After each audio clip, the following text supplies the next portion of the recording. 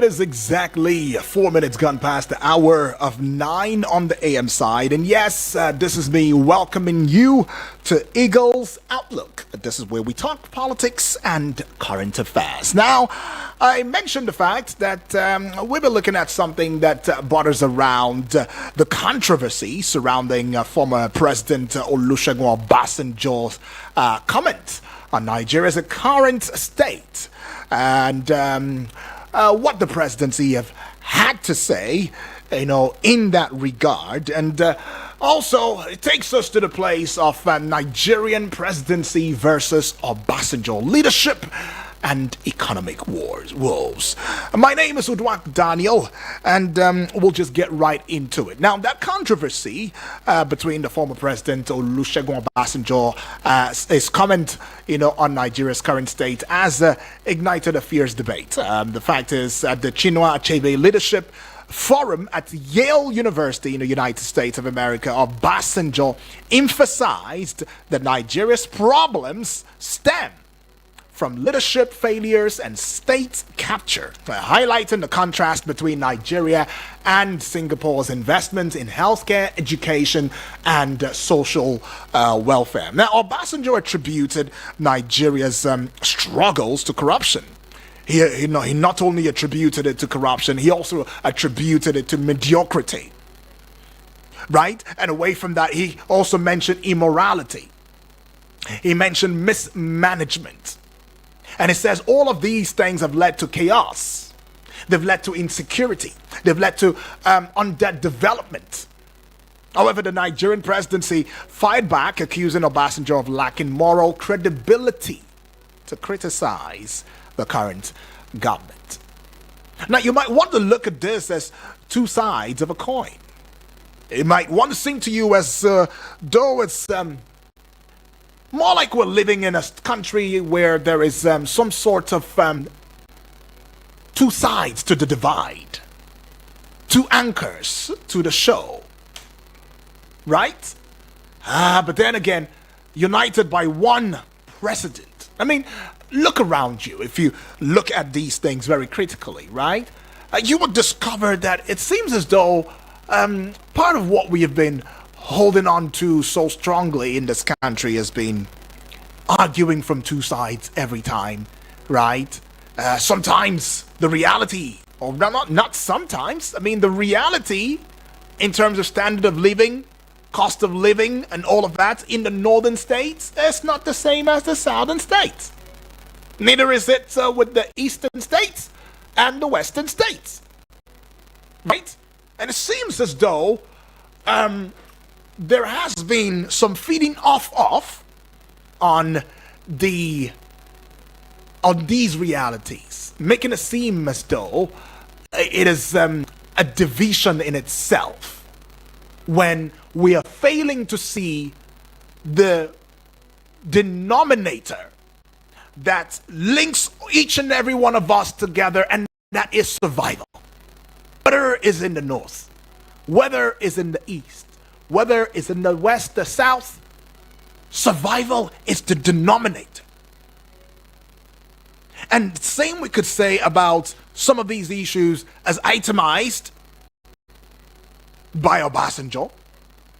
Now, this is not me speaking for Obasanjo, because he too, when he had his time, in fact, during his time, he failed in certain ways, in many ways.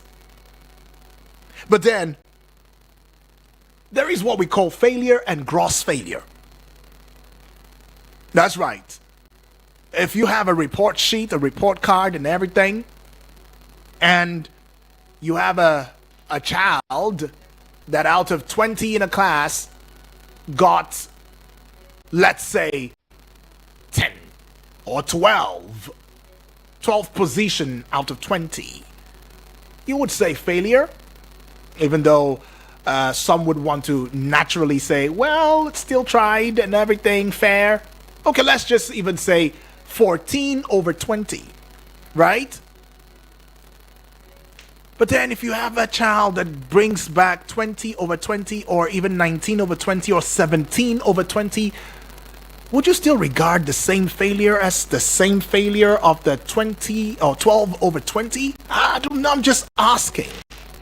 They say failure is failure, right? But I think there is gross failure. But then the question will now be, who should really point accusing fingers? Should it be the one who scored 12th position, pointing at the one who scored 17, or who is scoring 17, and say, oh, look at how much you failed. I'm even better than you. Is there any one of them that is even righteous?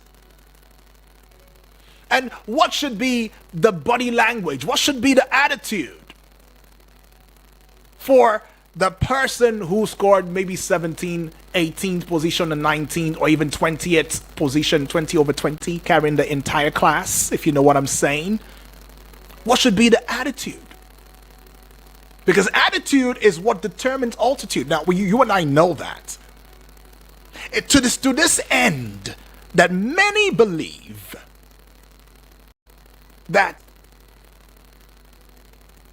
the back and forth that went between the former president Obasanjo and the presidency, where we had the Bayonanoga, the Sunday Dares coming up to, telling the president that he lacked the moral credibility. He lacked the moral credibility, to speak on behalf of anyone. With regards the comments he made,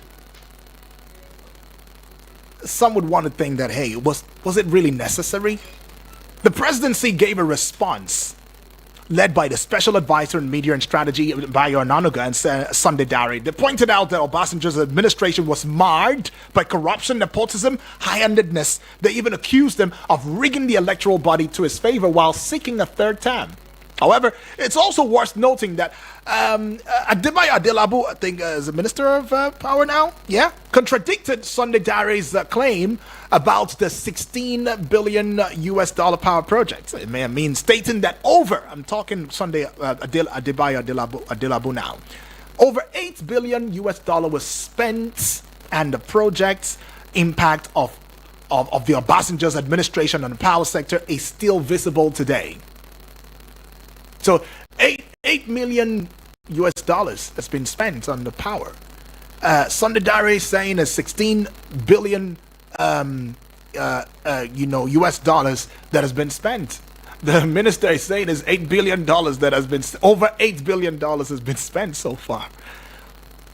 So where do we really draw the understanding of what indeed has been spent? We keep talking accountability, we keep talking transparency here and there, and all of that. Now, to address Nigeria's economic challenges, experts have recommended synchronizing monetary and fiscal policy, objectives. A study on the effects of monetary and fiscal policy on economic growth in Nigeria had found that the government revenue has a negative effect on economic growth, while expenditure boosts the economy in the short and long run. Ultimately, though, Nigeria needs better leadership, a collective action towards a more prosperous and secure nation. Now, the recent protests and detentions highlight the urgency for change.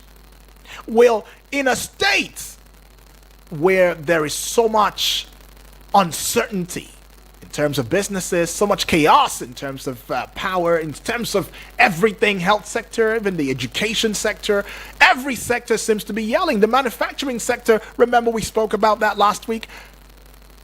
When there's so much pain, chaos going on, and all of that, many had expected that we would not make the Obasanjo conversation or comments a conversation. But then again, in the ultimate resolution of it all, are we being bittered because Obasanjo had made that comment outside the shores of Nigeria? I mean, he has been making quite a number of comments here in Nigeria too as well, writing open letters here and there and all of that as an elder statesman, right?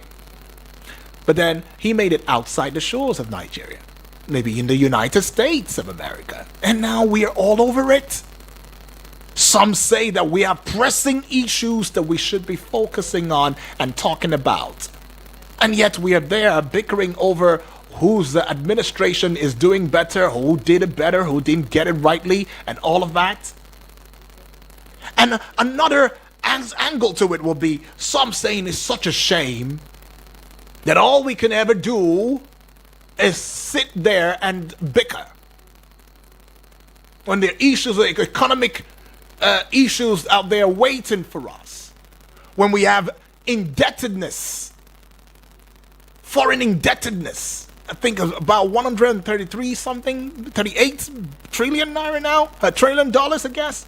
Oh, not naira, I believe, naira, right? And we're not even talking about working it out just yet. We have protesters who came out to protest about the same economic downturn, still held in captivity up until now, and nobody's talking about it. And we're just very quiet and chill. Oh yeah, it's one of those things. You hear people even gist about it now. Oh, who asked them to come out? Right? Who asked them to come out? Come on. That's why I never go out for stuff like that. But the heat is falling on each and every one of us. But others are still saying that it is the right thing that all of these are being said. And not just said by just anybody, by an elder statesman who's been there, who's done that. Maybe if it comes from him, maybe we will have the conscience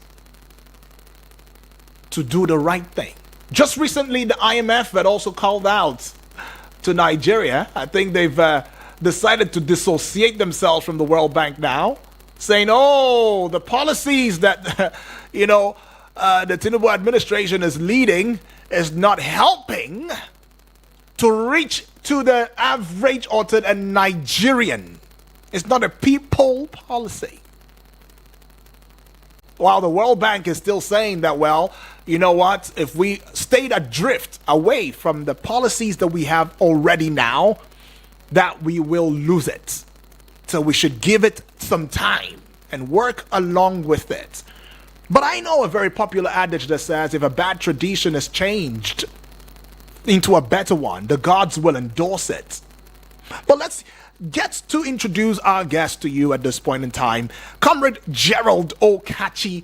He is a renowned human rights activist, a public affairs commentator, and social analyst. Comrade Gerald, good morning and welcome to the Probe Show this morning. Yeah, very good morning to you and to our wonderful listeners. Right. So the recent debate between former President Olusegun Obasanjo and the Nigerian presidency is already highlighting the country's ongoing struggles. I mean, leadership failures, corruption, economic mismanagement, name it. I mean, we can keep going on and going on and going on. Now, Obasanjo had criticized President Bola Ahmed Tinubu's administration at the Chinua Achebe Leadership Forum. Now, citing leadership failures and state capture, the presidency had responded swiftly, accusing Obasanjo of lacking moral credibility due to his own administration's corruption and poor economic management. The ongoing, economic reforms have led to rampant inflation, by the way, and a cost of living crisis affecting many Nigerians. The detention of hundreds of protesters since August of 2024 is also raising concerns about moral justification and conscience. Now, how do you think Nigerian citizens can ensure that their leaders are held accountable for their actions and policies? Because many are beginning to ask certain questions that would want to be seen as unreasonable. But then, because of the reality on ground, one cannot but say that these questions are spot on and very reasonable and vital, especially if we must get it right. What are your thoughts? Well, it's rather unfortunate that the government of the day, led by President Bola Ahmed Tinubu, and his aides,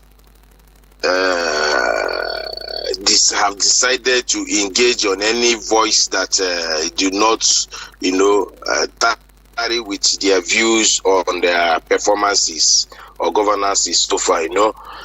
Anybody that is of influence on, that is, have influence in the society that says anything contrary to their views, they will find one thing or the other to, kick and come against the person.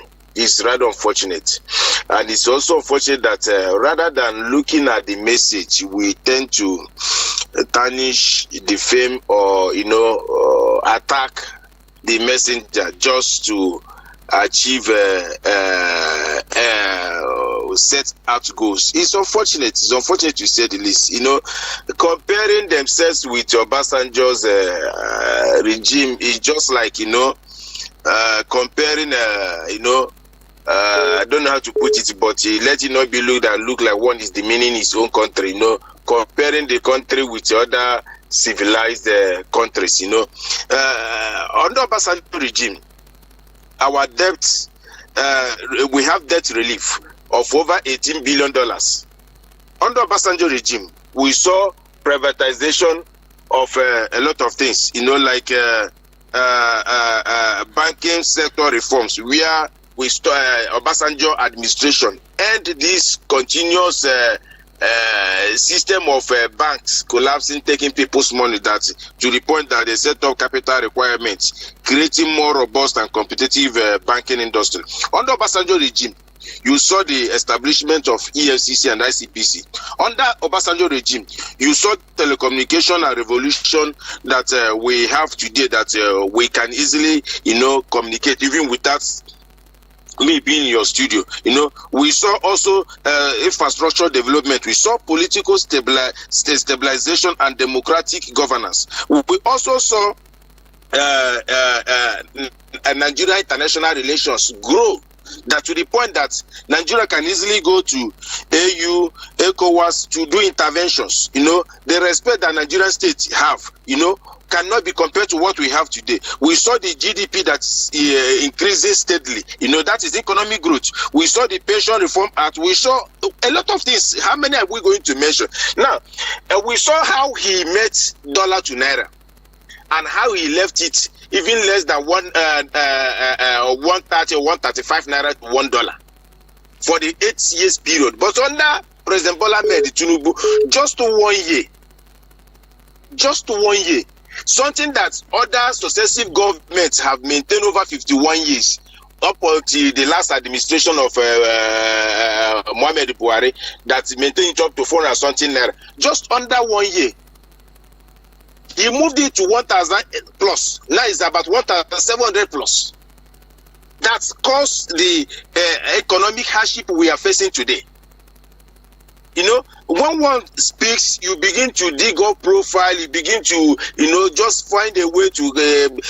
That does not mean that Obasanjo doesn't have his own failures. But you cannot compare the two. If only under 1 year, we have seen hardship that can only be compared to when we have civil war in this country. It tells you a lot. Under this administration, we have continued to see suppression of decent voices, just like you make reference to past few months, about 4 months ago in August protests. We saw how protesters were, incarcerated, how their rights were grossly violated, how they were tortured to the point of almost dying. We saw how they look very malnourished. We saw the reportage in the international media, how they rate Nigeria with regards to promotion, preservation, defense of fundamental rights to citizens. It's not comparable. Now, talking about the economic reforms of this government, at the beginning, they were being held by IMF and World Bank. Most importantly, the same IMF. They follow the policies, the advices of these international organizations that never meant well for developing nations like ours. They follow this squarely. At the middle of it now, we are seeing IMF trying to exonerate themselves. are making the president and the government to look as if they are scapegoat for listening to them, for heading to the advice. What gains have we made with regards to floating of naira and removal of subsidy? As at today, we are hearing that they are making attempt to borrow more money to fund 2024 budgets that will be elapsing in 6 weeks' time. They were making effort to borrow over 1.something trillion to fund budget that is almost ending, that will end on the 31st of December. And we were told that subsidy removal was to, save money and use it to, fund budgets and do a lot of these things. And since we removed that subsidy, no account has been made. You go to budget website, the only thing you will see is budget implementation of last year. You ask yourself, how did we get to this point? That if anybody says, try to, express his own views, will be classified as enemy of the government, or never mean well for the government, or never mean well for the country. It's unfortunate. We have never had it like this. We have never seen it like this. But comrade Gerald, let me also give a kick in right now. Yeah. During the remember that during the Obasanjo administration, we didn't have anything like a kind of situation or circumstance that will bring the entire world to a standstill. I'm talking about COVID, COVID-19. It did happen, right? And it brought the entire world to its knees. Don't you think that some of these issues and factors may have exacerbated, the situation in the country today? And do you think that do you think that if the likes of Obasanjo was to be here at this point in time, he would have done much or done anything? So let's be careful. How are you so sure about that? I mean, because we've seen many people who have come in there and many given us so much promises. I mean, Buhari came in, right? Yes. You see, every government has its own challenges, and that is where leadership comes in. You understand? COVID-19 cannot be used as an excuse for failure. Go all over the world. Every failure you see must have a reason or excuse behind it. But successful people do not bank or dwell on those excuses or reasons. They see it as a stepping stone to achieving what they want to achieve. Now, talking about COVID-19, Nigeria is not only hit by the COVID-19. It's something that almost all the countries in the world faced. But let's face ours, locally. During COVID-19, we have about 36 subnationals, which we refer as states, plus FCT. And each state, we had to manage COVID-19. We saw the way Kogi State government under Yahya Bello managed COVID-19. And we saw the impact they made as against the reports they normally give us almost on a daily or weekly basis by those managing the challenges that time. I think National Center for Disease Control. Yes, we saw the stand of Kogi State. That is where leadership comes in. And at the end of the day, their stand as of today, no matter how one can be sentimental about it or look at it, you see that if we look at it without biasness or sentiment, that the stand that the Kogi State government had as at that time has over 70% thumbs up, as against what the Western or Chinese people brought to us with the propaganda. Today we are having conflicting reports about the vaccines that we are produced after the COVID-19. And so on and so forth. Every government have their own challenges.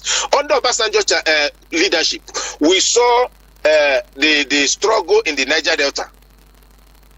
We saw the movement for actualization of Biafra.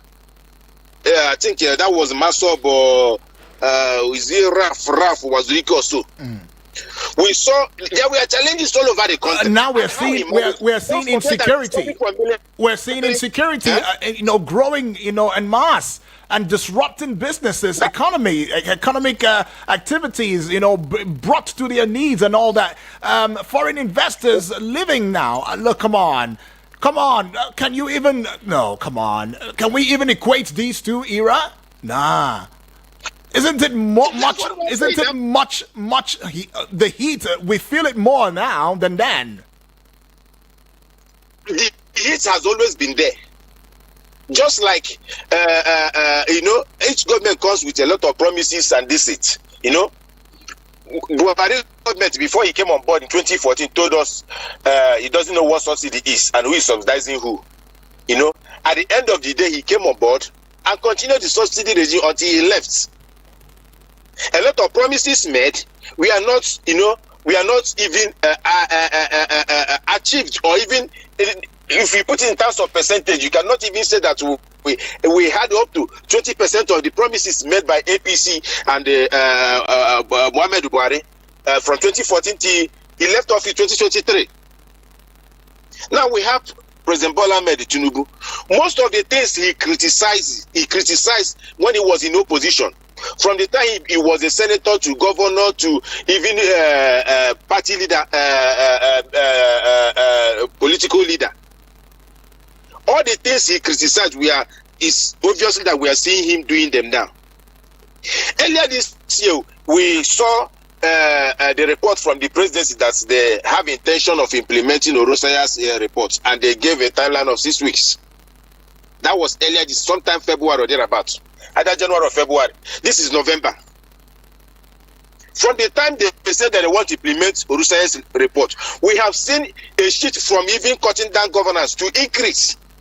More appointments, more creation of ministries and parastatals. You ask yourself, who is fooling, who is deceiving who? They will tell you something in the morning, at night they will do another thing. And they will always find justification for what they have done. It's unfortunate. Look at the energy crisis we are facing today.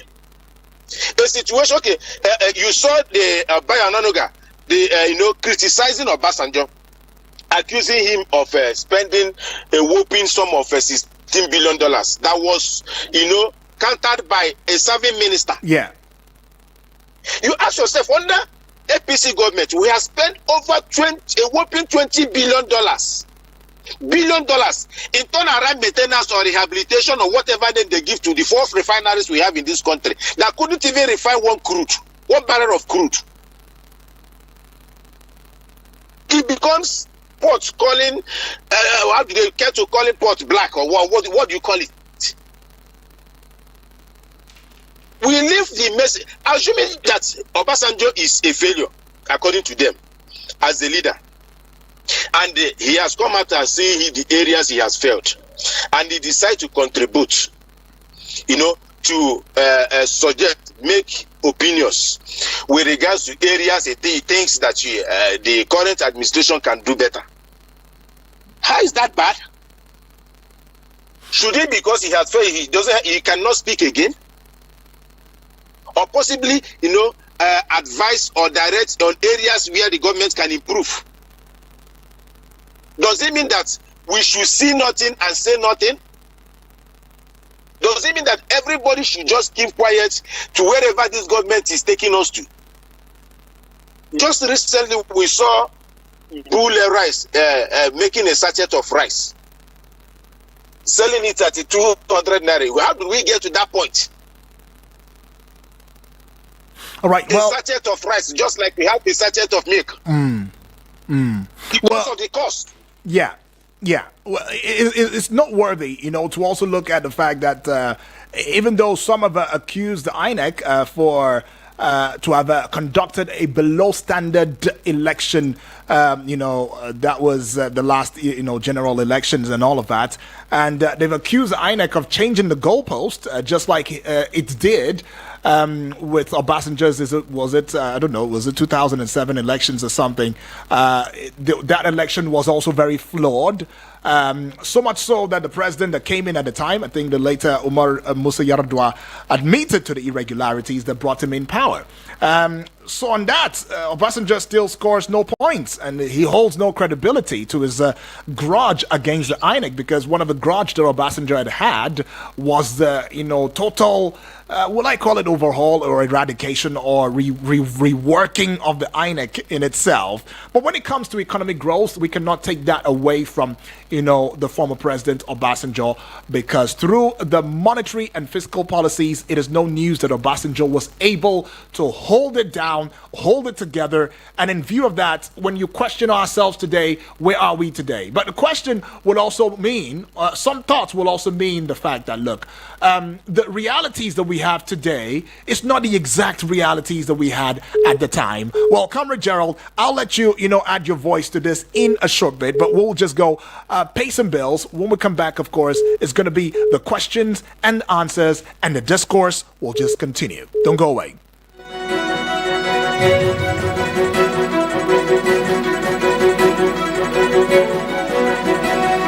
Eagles 102.3 Abuja.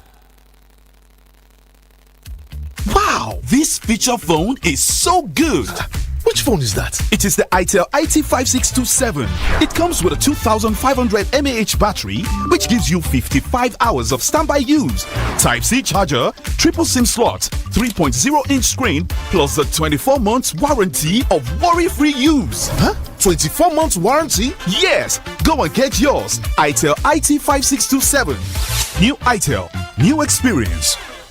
Eagles 102.3 Abuja. Please listen to this infomercial. Hello Nigeria. Hello Africa. Do you want to work in the healthcare sector? Do you want to be a trained certified nursing assistant, medical assistant, or caregiver? If yes, then register to enroll for Push Africa's 1-year diploma in certified nursing assistant training happening at the African University College of Science and Technology, Abuja. Targeted trainees are unemployed graduates, O-level or ordinary diploma graduates, or anyone interested in working as a support worker in the healthcare sector. For details, log on to www.pushafrica.org or WhatsApp 080-339-42015, 080-550-45801, 080-339-42015, 080-550-45801. For registration, pick up application form at our partner radio stations or visit the reception at the African University of Science and Technology, Abuja. Eagles 102.3 Abuja. Have you heard of the latest car maintenance, overhaul and repair service center in Abuja? Oh, wait a minute. BB Empire Motor Services Limited is the place. We offer a wide range of services which include full engine repair, brakes and discs, lubrication, industrial spare parts fabrication, digital diagnosing, injector and rotor servicing, wheel balancing alignment, vulcanizing, spare parts of all cars, car checker, recovery of vehicles, AC servicing and repairs of all kinds of cars. You can visit us today at a state-of-the-art multi-digital workshop located at plot 1374 Cadastral Zone C16 along Julius Berger Road, Idu Industrial District, Abuja. You can also call us on 080-6433-3100 or 090-1066-0869. BB Empire Motor Services Limited, the solution for your car needs and services. No offense to the commercials. It's just that we want to see other audio. Eagles 102.3. Eagles 102.3 FM. It is 38 minutes gone past the hour of 9, and we're still talking politics and current affairs. In case you're just tuning in for the first time, remember you can get across social media platforms right there and see for yourself what's happening in the studio at Eagles FM Abuja. Get on to YouTube and Facebook, as well as spread the love, through the Eagles wings across every other social media platforms, talking about TikTok, Instagram, and of course YouTube. All of that at Eagles FM Abuja. Right, we're still looking at the discourse that compares or looks into the very salient points and the discourse between the former President Olusegun Obasanjo and the current administration's presidency, right? And we have our guest who is in the person of Comrade Gerald Okachi, is a human rights activist, a public affairs commentator, and social analyst, right? But then you too can add your voice in the discourse. The number would be 0907-353-0044 or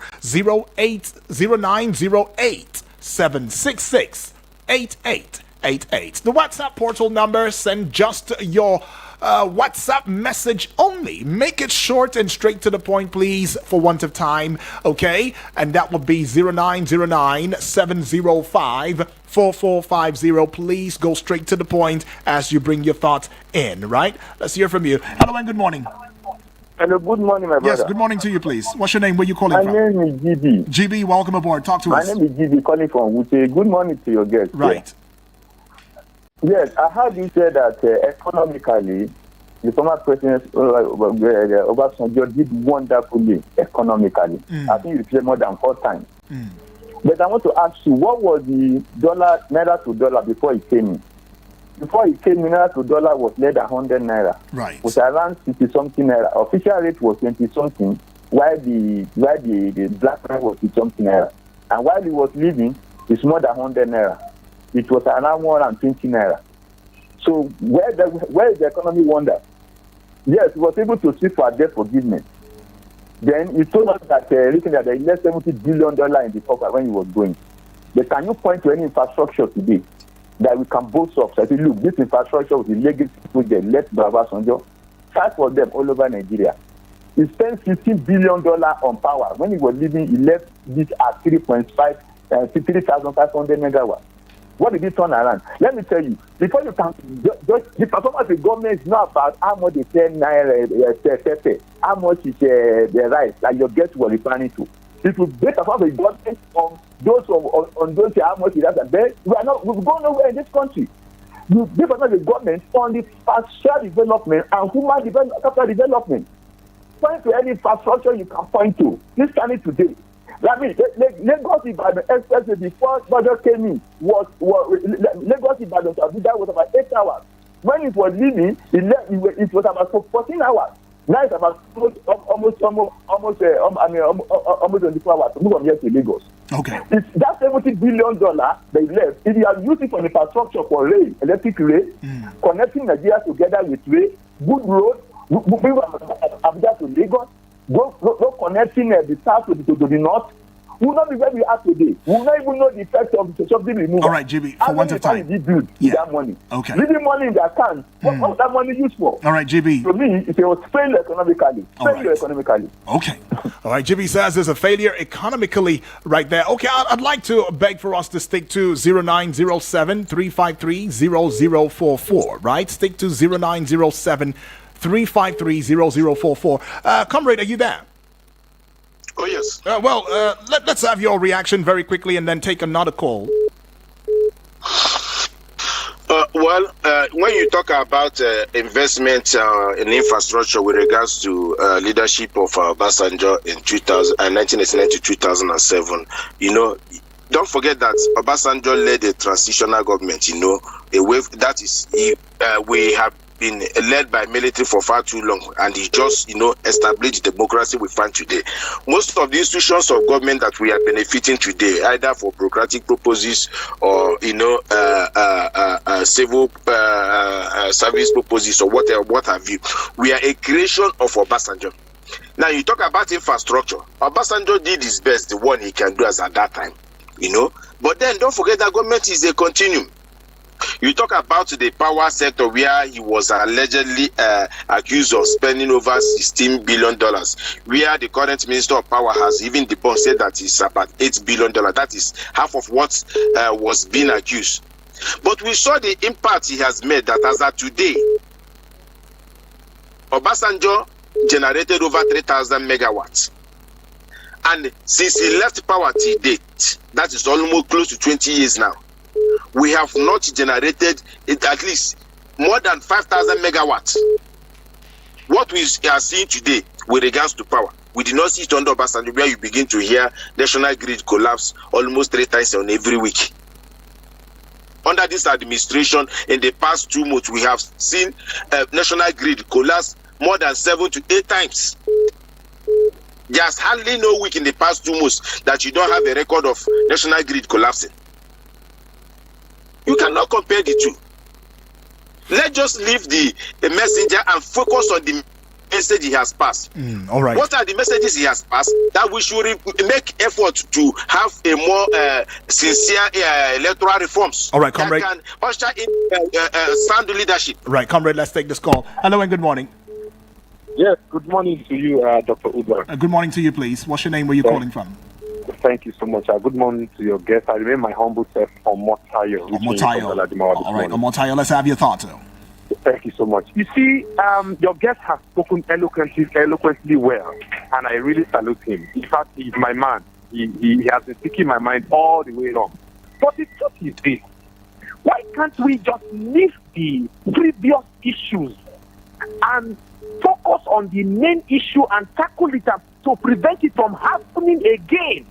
Why do we keep going back to when during his tenure he did this, he didn't do that, he did, and meanwhile the main issue that bothering us before our very eyes, we don't focus on it. What kind of people are we? Omotayo, if you don't mind, what do you think is the main issue then? I mean, corruption is the main issue. Right. All the downtimes you mentioned during this Tinubu's tenure and Buhari's tenure, the COVID-19 and the insecurity and all of that, they happened as a result of corruption. Don't you know that these are conduit pipes that these politicians used to earn from the system? Is it a new thing? Are we just saying it today? It's corruption. All the money that they budgeted for last year budget. How is the effect? What is the effect on Nigerians today? Let us focus on these issues and kill corruption first. If you kill corruption, I tell you, some of these leaders who steal money and go scot-free, who get them arrested, recoup this money, and we have enough money in the economy. The people who budget millions, billions, trillions, and they steal it. Okay. The Abacha loot, where is it today? Why is nobody asking Buhari, how did you use Abacha loot that kept coming in at interval? Look, my brother, if we let's talk about this thing till tomorrow. If we let's hit our head on the wall. If we don't keep corruption in Nigeria, I tell you, we are going nowhere. These corrupt leaders will keep stealing the money. Look, even if they borrow us 100 trillion in Nigeria today, before this man leaves seat, you will not see the 100 trillion, and there will be no evidence of what the government used it for. So let's focus on the issue. Yeah. Killing corruption, that is the main issue. I'm telling you. Okay, Thank you so much. All right, focus on corruption, Omotayo says right there. Right, let's just quickly get onto the WhatsApp messages right there and see how many we can take as quickly as we could. See this one now from Samuel, all the way from Kuje. Greetings to you, UD, say. Greetings to you too, Samuel. All these blame and counter blame from our past and present day leaders will not help any of us. Obasanjo has had his feel of leadership. He failed in some areas and did well in some areas. Now that he is watching from outside, he can easily see clearly the wrong policies of the government, which while in office, he couldn't see them, and he wants the present leader to correct. But the media aides of the present leader are not helping matters, by the way, and manner. They are going with what the elder statesman Obasanjo said. They should learn to respect elders. The man they are defending is destroying the country with his... with policies, inhumane policies, you say, right? Instead of them to tell the president that these policies are not masses friendly, they are busy playing to the gallery. Let the truth be told, the present leadership of the country is not friendly with its policies, all right? Says no friendly policies right there. But then let's go see this one from James from Suleja, standing on existing protocols. Now, James is saying one major problem we have had with this administration is how they have shown to always attack every opinion that doesn't resonate their sentiments or soothe their ego. Their absolute show of irresponsibility and lack of transparency has transcended to always attacking opinions that point out their failings and ineptitude. Just recently, Bill Gates was in the Federal Executive Council meeting and called out most of these failings that Obasanjo pointed out, and the government was obviously mute because they are beneficiaries of the generosity of his foundation. Once Peter Obi comments and airs his view, the government reacts and attacks. Now, Obasanjo has done the same reaction and attack, and it's even made more laughable when people in government are even beginning to contradict themselves. It is shameful how we have come to a point where any voice questioning the policies and realities of the government is being suppressed. All right. James, thanks for that. I see this one now from Abaz reporting from Dutse says, in Nigerian politics, we always do afterthought analysis, thinking every previous regime is better than the present one because we have seen the end of that regime, while in reality, nothing changes. This OBJ people are praising today started a subsidy regime that has brought Nigerians to the states she is today. OBJ has the chance in 1999 to correct what's wrong, but he took monies he should have used for critical development to go pay debt. Did Nigeria benefit anything from that debt payment? No, he says. For me, Obasanjo both is first and second coming, laid the foundation for Nigeria's poverty, no exception. Thanks, Abbas is saying right there, all the way from Dutse. All right, Abbas says it's all, wrapped in. I mean, I think there's a report I also stumbled on that said, well, the state of Nigeria today indeed started with the Obasanjo administration. Well, that's a BBC report though. But I see this one now. Okay, Gibi saying good morning. Okay. Gibi, I think you've made your points, but let's see how we can take, some other, family member, and then if time allows, we'll still come back with you, right? Good morning, Daniel and guest. Okay, good morning to you too, my brother. I'm listening from Nasarawa State. Tekenbi Hundu it will be. Yes, it is. Former president is no doubt a better leader compared to present federal government with no listening ears. One thing I can point out, during Obasanjo's era is the coming of telecom industry. Before then, we only write letters to our family members in the village. All right. Please, whoever sent a voice note, please don't send a voice note. Just type, and we would appreciate that. Comrade Gerald Okachi, what would be your thoughts? I mean, when we look at all of these, especially the responses from family members right there. I hear one of our family members talking about Obasanjo being the genesis of some of the challenges we are facing today, especially talking about subsidy regime, introduction to subsidy regime. You ask yourself, is there any... Are you there, Comrade Gerald? Yes. Yeah, we lost your voice for a bit. Yeah. Okay, I said that I think one of our family members talked about Obasanjo being the genesis of our problems, introducing a subsidy regime. I'm saying, is there any country in the world today, both developed and developing country, that does not engage in subsidy in one way or the other, either in the energy or in agriculture or what have you, or in health? There are certainly none. And it's part of governance. Now, that we have moved away from subsidy, what have we gained? These are the things you ask yourself. If not hardship, suffering, we have been encouraged today to move away from fuel, dependence on fuel, to move to compressed natural gas. And at the beginning, we are told that kg or less than 200 per kg. As that today, there are reports that started to 240 naira per kg. When even less than 5% of Nigerians have not even have moved into that CNG conversion. And you look at the conversion rate just to move away from fuel. So let's not just even begin to make that comparison, because I do not see any even near closeness to the comparison in terms of performances on any cadre. So what's your final thoughts? In one line, yeah. Okay, if you look at economy, if you look at agriculture, if you look at security, if you look at international relations, which area are we going to compare? Certainly there's none. The way Nigerians are being treated today abroad, anywhere in the world, even among our brothers in Africa, was it the way we are being treated under Obasanjo regime? that when you present your passport in any embassy or border or airport?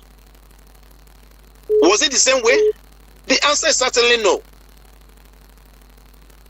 Now, what I think this government should look at. Yeah, final thoughts. Yeah, the message being dropped by the SY president. You know that at least he has been there. He has more advanced knowledge of what the possible challenges. So I think the person they should take his advice more serious. Not even me, you and I. It should be the person that have tested that seat. Whatever advice that is coming from him must be coming from position of experience and authority. Not you and I that are maybe analyzing based on our knowledge and report we get. This person have tested, he has gone and he has seen. You shouldn't be looking at his failures. Why you are comparing, why they were even dishing out that failures? Why didn't they dish out his impacts? You were just concentrating on tarnishing the messenger, just to distract Nigerians, just like what we are having today.